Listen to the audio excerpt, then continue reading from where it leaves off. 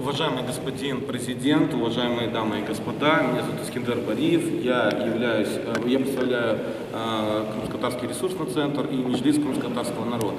И от имени крымско-татарского народа хочу выразить благодарность всем странам-членам, которые поддержали совсем недавно резолюцию по Крыму на Третьем комитете ООН. Таким образом выразили поддержку малочисленному коренному крымско-татарскому народу. Крымско-татарский народ стал меньшинством на своей родине в результате целенаправленной политики геноцида после аннексии Крыма России еще в 1783 году. К сожалению, данная политика продолжается после начала оккупации Крыма России в 2014 году.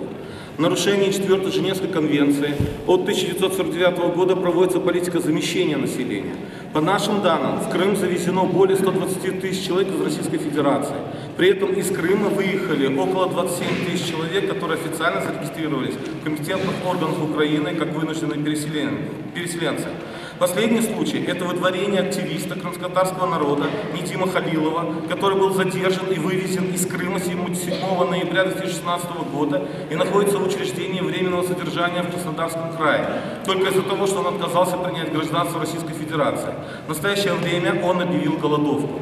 Так называемый Верховный суд Республики Крым запретил Меджлис крымско-татарского народа, представительный орган крымских татар, нарушив статьи 5, 18, 19 Декларации ООН о правах коренных народов, на коллективное право крымских татар на управление их представительными институтами.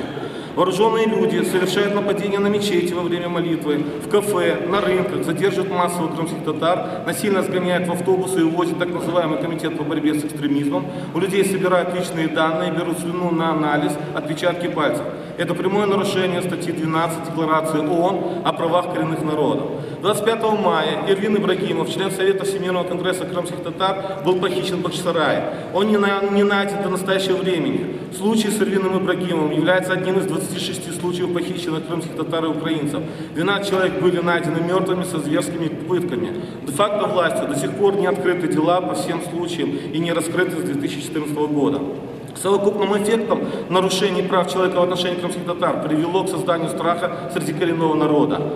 Для того, чтобы избежать дальнейшей эскалации напряженности в отношениях между крымскими татарами и де-факто властью, призываем международное сообщество направить ноту для Российской Федерации, подчеркивая свое обязательство по обеспечению прав крымских татар как коренного народа Крыма.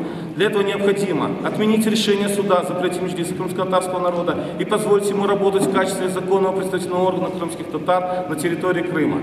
Отменить все уголовные дела, возбужденные по политическим мотивам в Крыму. Расследовать насильственное исчезновение Эрвина Ибрагимова и 10 других крымских татар, которые пропали без вести, с целью возвращения их домой и привлечь к ответственности виновных. Освободить задержанного Нидима Халилова и предоставить возможность проживать ему в собственном доме.